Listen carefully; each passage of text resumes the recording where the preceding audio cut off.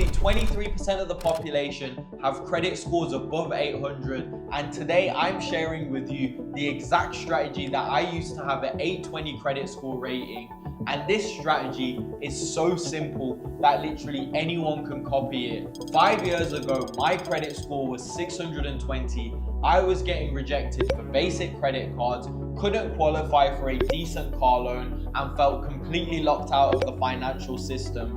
Banks saw me as a risk, and honestly, I probably was, but something clicked when I realized that credit scores aren't mysterious. They're not based on luck or favoritism. They're calculated using a specific formula, and if you understand that formula, you can game the system legally and ethically. Today I'm going to expose the exact strategy I used to go from a 620 to an 820 in just under 1 year, and more importantly, I'm going to show you the 5-factor formula that controls your entire financial life and how to optimize each factor for maximum score impact. This isn't about credit repair companies or paying to delete negative markers. This is about understanding how the game really works and playing it better than 99% of the population who never figure this out. But first, if this helps you unlock better credit and better financial opportunities, all I ask for is you drop a like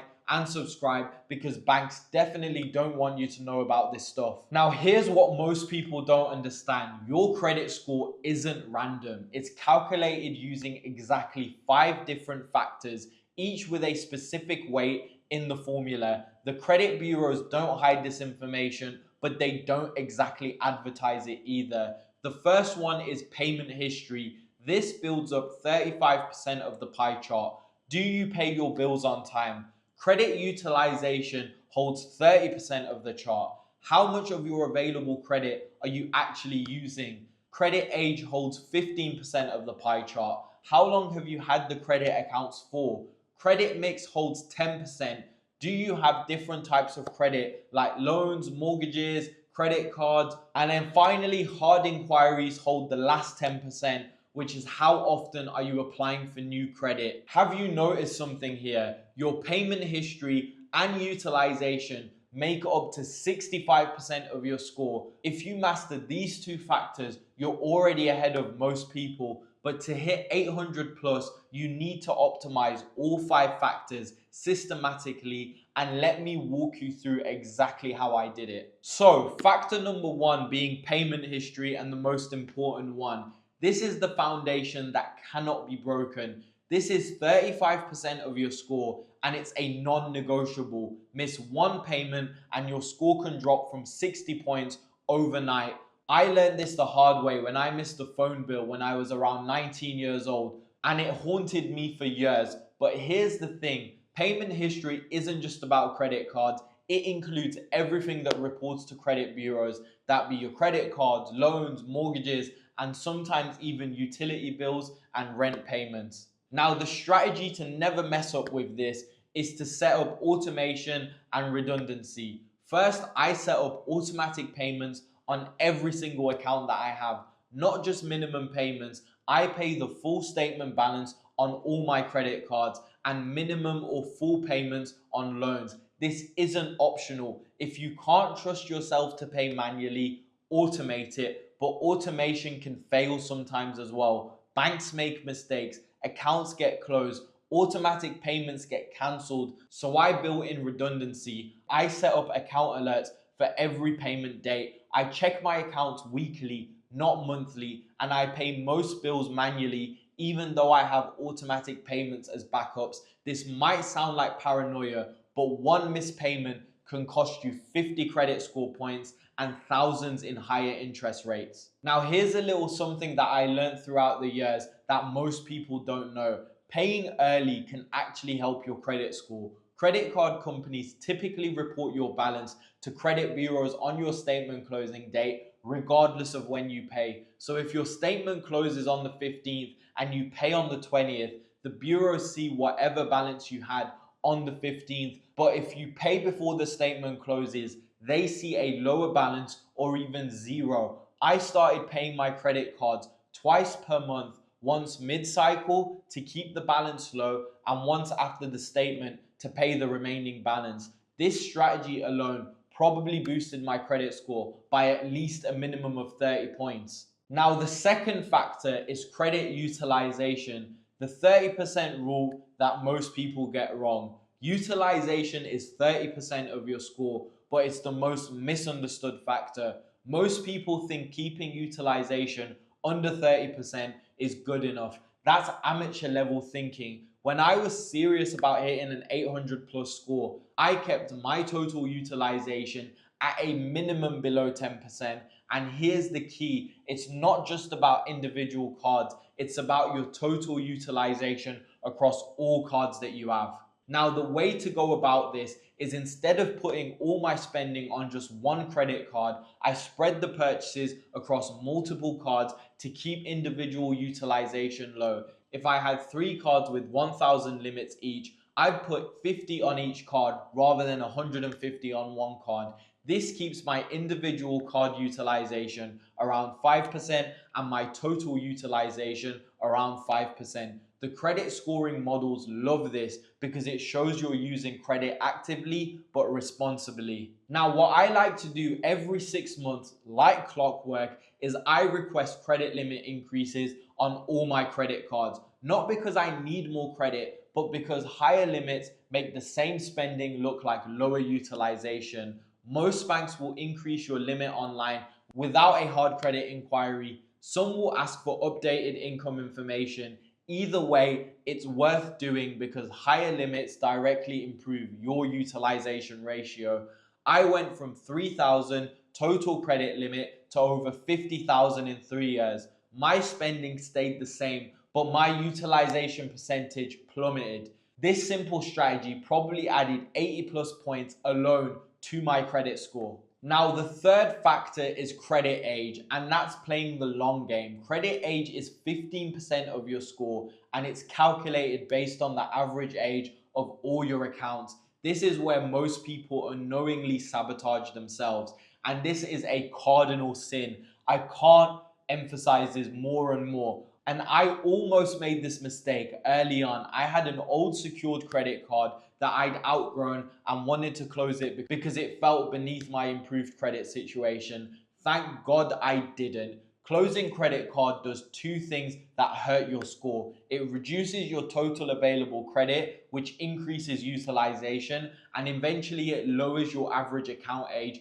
when the closed account falls off your report after 10 years. Instead of closing old credit cards, I keep them active with small recurring purchases. That be a Netflix subscription on one card, Spotify on the other, small grocery purchases on the third, just enough activity to prevent the bank from closing them down for inactivity. Now, what people don't understand is that every new account that you open lowers your average account age. When I was building credit aggressively, I had to balance getting new cards for their benefits against the age dilution they caused.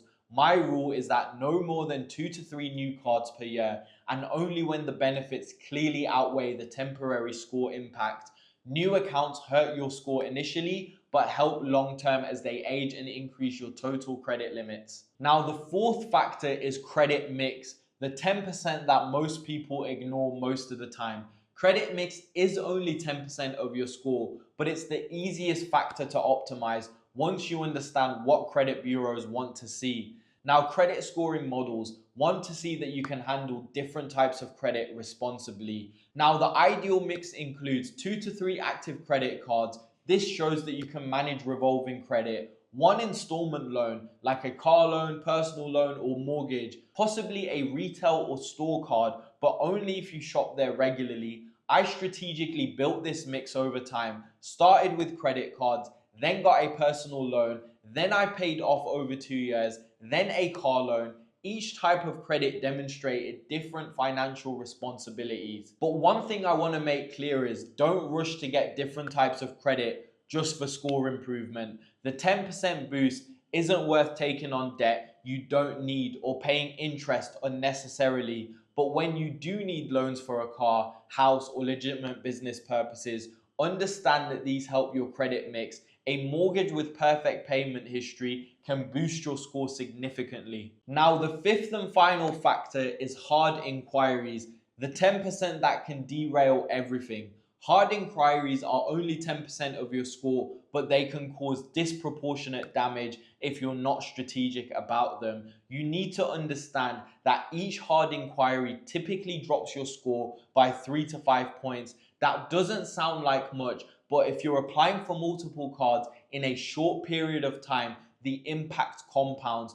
Plus, having too many recent inquiries makes you look desperate to lenders. Now, I personally developed a systematic approach to new credit applications that minimize inquiry damage. Number one is the research phase. Check for pre-qualification offers that don't require hard pulls. Then you want to make an application. Apply for one card only, ideally when you have a large natural spending coming up. And then finally, the waiting phase. Let the inquiry age and ensure that perfect payment history is made before applying for anything else, and this will take about 6 months. Now I'm going to give you a little loophole, and this is an advanced strategy most people don't know about. Business credit cards often don't appear on your personal credit report, which means they don't affect your personal credit score or add to your inquiry count.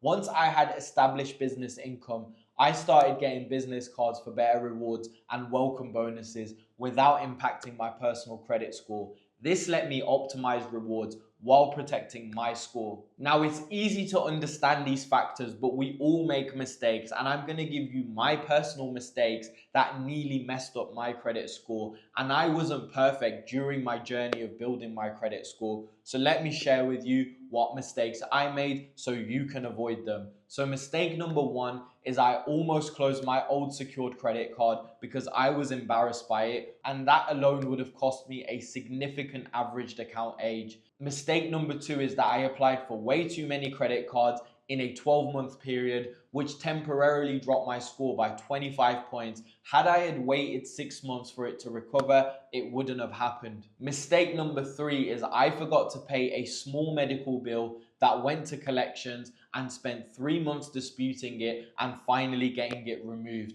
Each mistake taught me something about how credit scoring really works and made me more disciplined about following the system. Now, you might have got to this part of the video and ask yourself, do I really want an 800 credit score? Does it really matter? And you might wonder, is all the effort to get an 800 credit score worth it? Well, here's what changed for me once I got that 800 credit score. Number one, I got loan rates. I got qualified for the best possible rates on my mortgages, saving tens of thousands over the loan term. Number two, I got credit card approvals that I would have never got approved for. That's including some premium cards like the American Express Platinum. Number three, you get insurance rates where many insurers give you discounts for excellent credit scores. Number four, I now have financial flexibility. Banks saw me as their ideal customer and are offering me way better terms on everything that I apply for. And the difference between a good credit of 720 and an excellent credit of 800 can be worth hundreds of thousands over your lifetime in better rates and terms. Now, the journey from a 600 to an 800 credit score taught me that credit scores aren't mysterious, they're just maths. Once you understand the formula, you can optimize for it systematically. The credit industry wants you to think this is complicated, so you'll pay for credit repair services or make mistakes that make you pay higher rates. But the truth is, anyone can build excellent credit if they understand the system and have the discipline to follow it. My 800 credit score opened doors I never thought was possible and saved me more money than I can calculate. But more importantly, it gave me confidence and control over my financial life. Don't let bad credit hold you back. The system is easy to understand, the strategies are proven, and the results are life-changing. If this strategy helps you build better credit, smash that like button and subscribe for more honest financial advice. Comment below with your current credit score and which factor you need to work on most. I'll see you in the next video where I might be breaking down the exact credit cards I used at each stage of my journey. Remember, excellent credit isn't about luck or connections. It's about understanding the game and playing it better than everyone else.